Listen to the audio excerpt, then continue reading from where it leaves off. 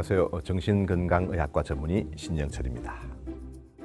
인간의 뇌에서 어떤 일이 벌어지기에 사람은 불안해지는 것일까요? 자, 아주 어두운 밤에 캄캄한 시골길을 홀로 걷고 있다고 한번 상상해 보십시오. 생각만 해도 막 긴장이 되고 머리털이 막 서죠. 그때 앞에 뭔가가 확 지나갔다. 어떻게 되었을까요? 당연하죠. 깜짝 놀랐겠죠. 왜요? 이유가 무엇일까요? 에이, 뭐 도둑일지도 모르고 뱀일지도 모르고 나를 해칠 수도 있으니까, 혹은 과거에 안 좋은 경험이 있어서. 뭐 때문일까요? 많은 사람들이 어떤 생각을 하기 때문에 불안해진다고 믿을 수 있습니다. 자, 그러나 그런 순간 놀라는 것은요, 이유가 너무 간단합니다. 정답은 그냥 놀란다입니다. 왜? 살기 위해서 놀라는 것입니다. 자, 뱀을 봤는데도 뭔가 확 지나가 놀라지 않고 막 뒤집어보고, 뱀이면 깜짝 놀라고, 뱀이 아니면 그냥 간다고요? 그러면 벌써 죽었습니다. 우리는 일단 놀라고 봐야 파이트, 싸우든가 플라이트, 도망가든가 둘 중에 하나를 선택할 수 있는 것입니다. 자, 이렇듯 불안, 공포라는 감정 반응은 인간의 생존에 필수적인 감정인 것입니다. 사실 외부에서 어떤 자극이 오면요, 대부분의 이 자극들이 시상이라는 뇌의 부위로 가게 되어 있습니다. 감각의 저장소라고 볼 수가 있습니다. 여기서 다시 편도체, 편도라는 곳으로 자극을 보내면 이곳이 바로 불안을 담당하는 곳, 공포를 담당하는 부위가 되겠습니다. 뱀을 봤어요? 이게 시상으로 시각, 청각을 통해 갈 거 아니에요? 그러면 시상에서 급한 일이 벌어졌어, 큰일 났어 라고 편도체를 활성화시키게 되는 겁니다.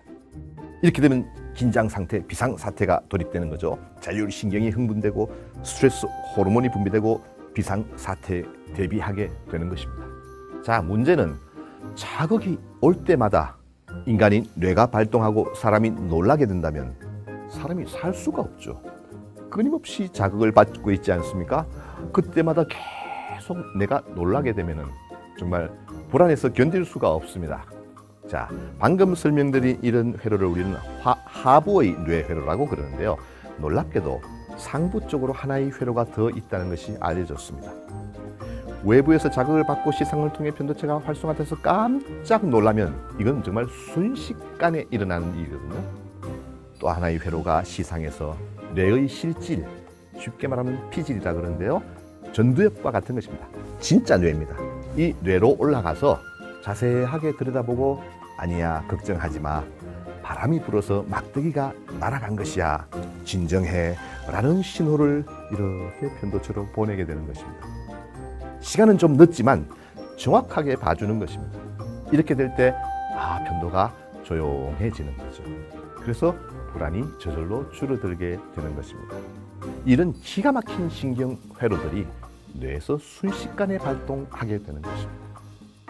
혹시 이런 상상을 해볼 수 있을까요? 만약에 불안과 공포를 담당하는 편도가 없다고 한번 상상해 보십시오. 과연 어떤 일이 벌어질까요? 실제로 그런 원숭이 실험을 한 적이 있습니다. 원숭이가 뱀을 무서워하거든요. 그러니까 뱀이 오면 막 기절을 하고 도망다닙니다. 모형으로 된 뱀이 있습니다. 이것만 툭 던져도 그냥 놀라서 까무러칩니다. 자, 그래서 양쪽 편도를 뇌에서 다 날려버린 원숭이 실험을 한 적이 있습니다. 그리고는 그 원숭이에게 모형으로 된 뱀을 툭 던져주면요, 놀랍게도 도망을 가지 않습니다. 기겁을 해야 되는데 그걸 보고 이렇게 만져보고 당겨보고 쭉쭉 빨고 난리가 납니다. 공포가 사라졌으니까 공포에 대한 반응이 없어지게 되는 것입니다. 자, 그 뱀이 진짜 뱀이었다면 이 원숭이는 어떻게 되었을까요? 상상할 필요도 없죠. 불안이라는 것은 우리 생존을 위해 필수적인 거라는 뜻입니다. 그러나 외부 자극이 올 때마다 너무 과하게 편도체가 활성화되어 가지고 계속 불안해, 이런 경우를 생물학적으로 우리가 불안증이라고 얘기하는 것입니다. 이거는 정말 치료의 대상이 되는 것입니다. 요만큼 불안하면 되는 걸 가지고 이만큼 불안하단 말이에요.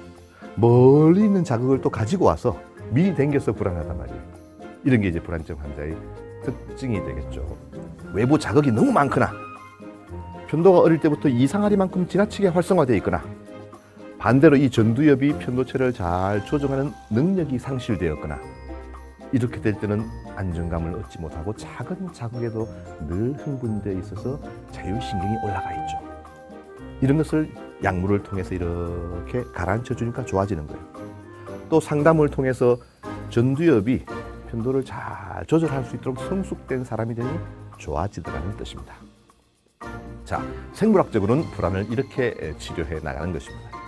그런데 치료도 여러분 관계를 통해 이루어진다는 사실을 알아야 됩니다.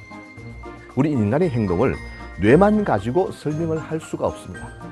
자, 100년 전에는 과연 정신과 질병에 대한 치료 약물이 있었을까요? 지금 많은 약물을 통해서 치료를 하지만 그렇지 않습니다. 인간의 뇌를 이해해야 되는데요. 자, 예를 들어 봅시다. 어떤 정신과 병동에 100년 전이었다고 가정해 봅시다.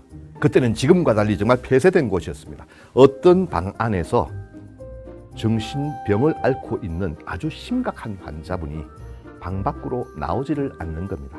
피해망상을 갖고 있었습니다. 의사가 아무리 가서 병동으로 나와서 놀아라고 얘기해도 나오지 않습니다. 왜? 나가면 불안하잖아요. 말을 하지 않습니다. 회전을 가서 물어도 대답도 하지 않습니다. 매일 하는 게 뭔가 하면요, 벽을 신문지 같은 걸로 이렇게 바르고 있습니다. 창틀을. 왜? 모르죠. 계속 그렇게 하고 있습니다. 어떤 의사도 그 사람을 치료하지 못했습니다. 놀랍게도 어떤 의사가 다른 선생님들과 전혀 다른 행동을 했습니다. 환자가 매일 가면 신문지로 창틀을 막고 있으니까 자기도 똑같이 같이 도와준 것입니다. 한참을 도와주고 나니까 몇 날 며칠이 지나고 나자 이 환자 생각에 도저히 이 선생님은 나를 도와주는 사람 같아. 나를 죽일 것 같지가 않아요. 그래서 이야기를 하기 시작하는 겁니다. 당신 왜 그렇게 매일 바르고 있어요? 아, 사실은요, 혹시 제가 잘 때 독가스를 넣어서 죽일 수도 있기 때문에 막 넣고 있는 겁니다. 아, 그렇군요. 같이 도와주기로. 이 의사 선생님과 관계가 맺어지니까 이 의사가 있는 동안 환자분이 병원 복도를 살살 나올 수 있게 된 거예요. 나와보니까 괜찮거든요. 살살 다닐 수 있게 됐어요. 누군가 자기를 죽일 수 있다는 망상은 그대로 갖고 있었어요. 이게 점점 확대되어서 그 망상을 가진 채로 집까지 돌아갈 수 있게 된 것입니다. 불안은 해요. 그러나 선생님과의 관계를 통해서 점점 넓혀져 있다는 것입니다. 인간의 뇌를 이해하고 그 사람을 충분히 이해하게 되면 그 사람의 생각과 감정과 행동의 많은 부분을 우리가 이해하게 됩니다. 이런 걸 통해서 관계를 맺게 될 때 치료도 일어날 수 있고 일상생활에서 좋은 관계를 통한 행복감이 증가될 수가 있는 것입니다.